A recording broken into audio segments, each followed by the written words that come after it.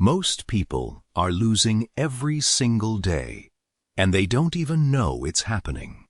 Not in boardrooms, not in courtrooms, not in fights. In conversations, the moment they open their mouth too soon. There's a reason the most powerful people you've ever encountered, the ones who made you slightly uncomfortable, without doing anything obviously threatening, said very little. You walked away from those interactions, thinking about them for days, replaying what they said, wondering what they were thinking. And they gave you almost nothing to work with. And almost nobody teaches it, because the entire modern world is architected against it. Every platform, every notification, every social norm is designed to pull words out of you. Faster, louder, more. Always more. The algorithm rewards noise. The culture rewards performance. And somewhere in the middle of all that, one of the most devastating psychological tools in human history got buried. Silence. Not the silence of having nothing to say. The silence of knowing exactly what you could say and choosing not to. Those are two completely different things, and the gap between them is the gap between the person who gets walked over and the person who never has to raise their voice to be taken seriously. Let's start at the beginning, because to understand why silence is so powerful, you have to understand why speech is so expensive. Every word you say is data. Think about that for a moment. Every opinion you volunteer, every joke you make to fill dead air, every explanation you give when no one asked for one, it's all information about how you think, what you value, what you fear, what you need. And the person across from you is collecting that data, whether they consciously realize it or not. Human beings are wired to read each other. We've been doing it for 200,000 years. Long before language, we were reading posture, breath, timing, stillness. Speech gave us power, but it also gave us exposure. Machiavelli understood this in a way that most of his contemporaries did not. He observed that the princes who fell hardest were almost always the ones who couldn't control what came out of their mouths. They over-explained their decisions, which revealed their insecurities. They threatened enemies they couldn't actually punish, which destroyed their credibility. They filled silence with reassurance, which told everyone in the room exactly how uncertain they were. He wrote that it is better to be feared than loved if you cannot be both.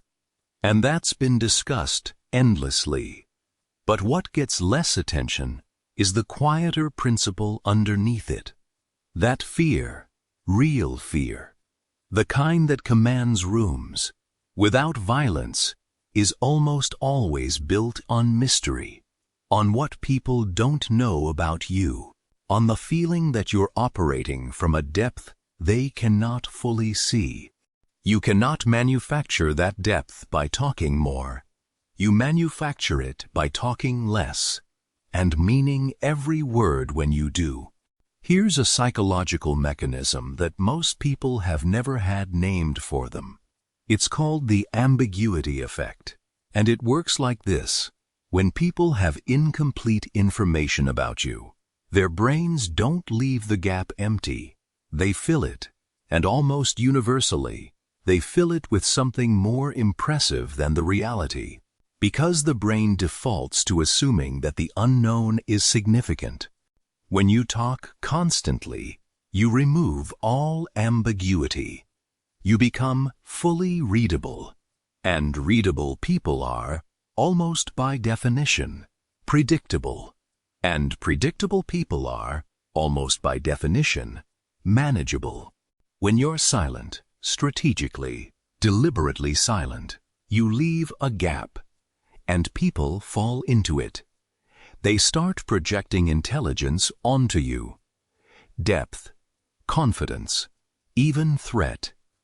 Not because you've done anything to earn those projections. Simply because you haven't done anything to dispel them. Think about the last time you were in a meeting, a negotiation, a difficult conversation, and someone said something that hit you sideways. What did you do? If you're like most people, you reacted. Immediately. You defended yourself, or you over-explained, or you tried to neutralize the tension as fast as possible. Now imagine what happens when you don't react. Not because you have no response, because you've decided to choose your moment. You hold the silence for 2, 3, 4 seconds, and in those seconds, something remarkable happens. The other person starts to feel the weight of what they said. Without your reaction to absorb it, their words hang in the air, and they have to live with them. They start to wonder if they miscalculated. They start to fill the silence themselves, which almost always means they start to backpedal, qualify, soften. And suddenly, the power in the room has shifted without you saying a single word. Epictetus said it centuries ago in a way that cuts through all the noise. We have 2 ears and 1 mouth, and we should use them in that proportion. Dismissed now as a cliché, which is what happens to every true thing that gets repeated too often. But strip away the familiarity, and it's devastating in its accuracy. Most people listen just long enough to formulate their response. They're not listening to understand. They're listening to reload. Real listening, the kind that comes from silence and stillness, does something neurologically different. It gives you information the other person didn't intend to give you. Because when people feel heard, they keep talking. And the longer they talk, the more they reveal their fears, their motivations, their weak points, their actual position versus the one they opened with. The person who talks less in a negotiation almost always wins. Not because silence is a trick, but because information is power, and the quiet person collects it, while the talkative person gives it away for free. Carl Jung wrote about what he called the introversion of libido, the idea that energy turned inward, rather than expressed outward, generates a particular kind of psychological force. He wasn't just describing personality types. He was describing something about the mechanics of depth, that the person who processes internally, who doesn't immediately externalize every thought, builds a kind of pressure inside them, a density that other people can sense without being able to name. We misread this all the time in modern culture. We mistake loudness for confidence. We mistake constant expression for strength. But watch what actually happens in high-stakes environments. The surgeon who doesn't narrate the operation. The negotiator who lets the silence do the work. The leader who speaks once, clearly, and then stops. These people understand something that the constant talker never learns. That the value of your words is determined partly by their scarcity. Gold is worth more than sand, not only because of its properties, but because of how little of it there is. Your words work the same way. When you speak rarely and precisely, every word lands differently. People lean in. They remember it. They repeat it. When you speak constantly, your words blend into background noise, and even the genuinely insightful things you say get lost in the volume of everything else. There's an old Japanese concept, ma, which has no perfect translation in English, but sits somewhere between pause, gap, and negative space. In Japanese aesthetics, music, and architecture, ma is not considered empty. It's considered essential. The silence between the notes is what gives the notes their shape. The pause in a conversation is where meaning accumulates. The empty space in a room is where the eye finally rests and sees everything else clearly. We in the West have pathologized this. Silence in a conversation is called awkward. A pause in a presentation means the speaker lost their thread. We rush to fill every gap as though the gap itself is a failure. But consider what actually lives in the gap. The gap is where the other person's assumptions surface, where your calm becomes visible, where the pressure you're not showing starts to register on everyone watching. The gap is where leaders separate themselves from performers, and almost nobody is willing to sit in it. Now let's talk about something more personal, because this isn't only about power games and negotiations. For a lot of people, the inability to be silent is rooted in something that goes much deeper than bad communication habits. It's rooted in the fear that if you stop performing, stop filling the space, stop making yourself constantly visible and audible, you will be forgotten. That silence is the same as absence. That quiet equals irrelevance. This is one of the most common and most destructive psychological patterns in modern men. The need to be heard so urgently that you speak before you've thought. The need to be present so desperately that your presence becomes noise. The need to be validated so constantly that every opinion becomes a bid for approval, dressed up as a statement. And the brutal irony is that this need, the need that drives you to speak more, is exactly what makes people take you less seriously. Because confidence doesn't ask for a response. Confidence states, and then falls quiet and waits, without urgency, for the world to catch up. The Stoics had a practice that maps onto this precisely.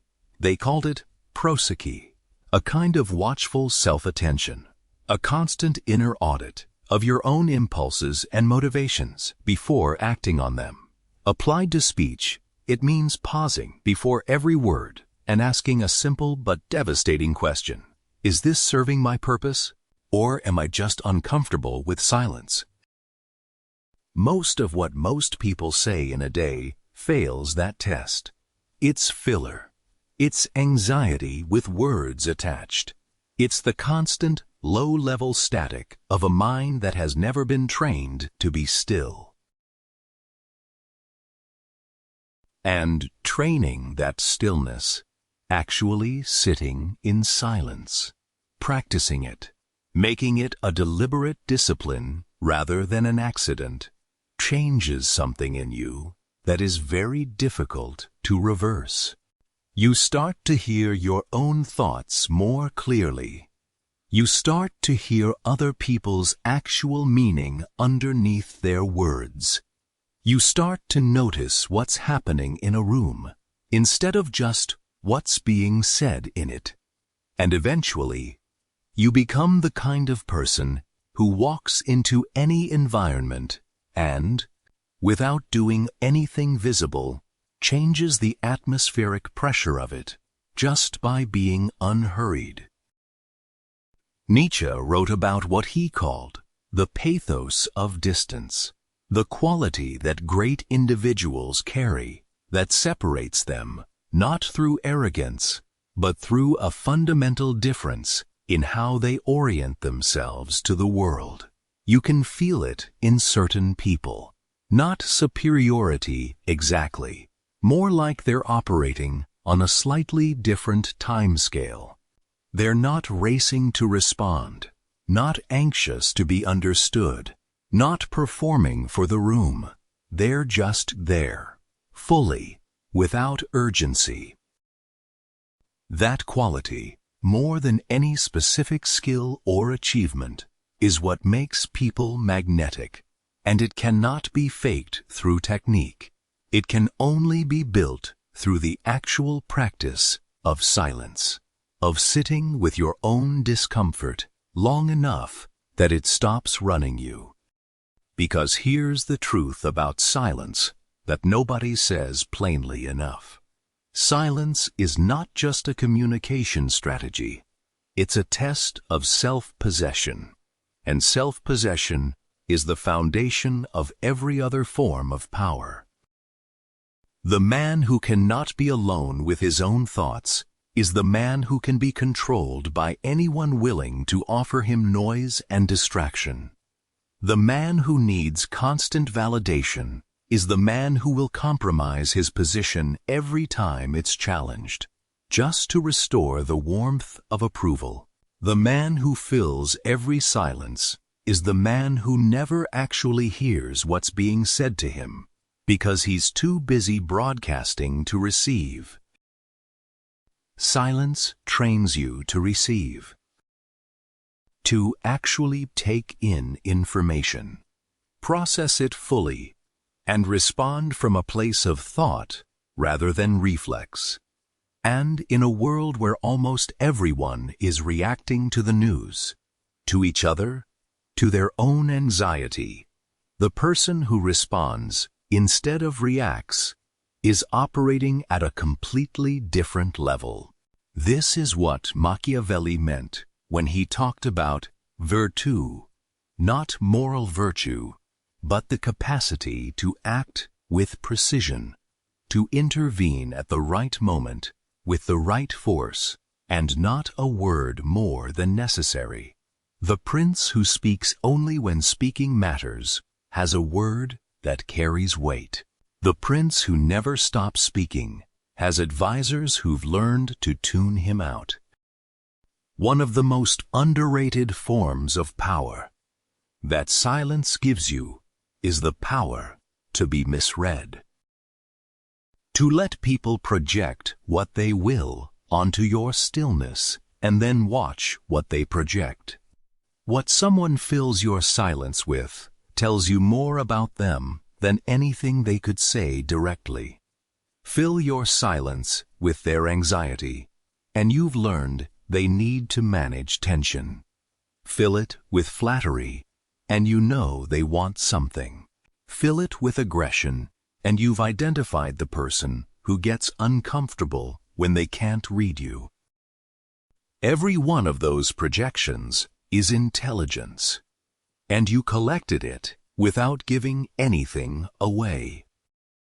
Now here's where everything lands, because this isn't a lecture on communication technique. This is about who you decide to become. There are two versions of you in every room you've ever walked into. The one who arrives loud, needing to be noticed, filling the space with words because the silence feels like a verdict on your value. And the one who arrives still, so anchored in his own sense of self that he doesn't need the room to confirm it. The one who has something to prove, and the one who already knows. Most people spend their entire lives as the first version, never understanding why rooms don't bend to them the way they always imagined they would, never understanding why their intensity doesn't translate to influence. They keep adding volume, thinking that's the variable, when the variable was never volume. It was stillness. It was the willingness to be quiet enough, long enough, that people started to wonder what you knew that they didn't. That's influence, not the performance of it, the thing itself. So, the next time you feel the pull to speak, to defend, to explain, to fill the gap, to rush to be understood, pause, just for a moment longer than feels comfortable. Let the silence exist. Let it do what words never could. Let people come to you. You don't need a louder voice. You need to say less, mean every word of it, and trust that the right people will hear you. Through the silence, better than the wrong. People ever heard you through the noise.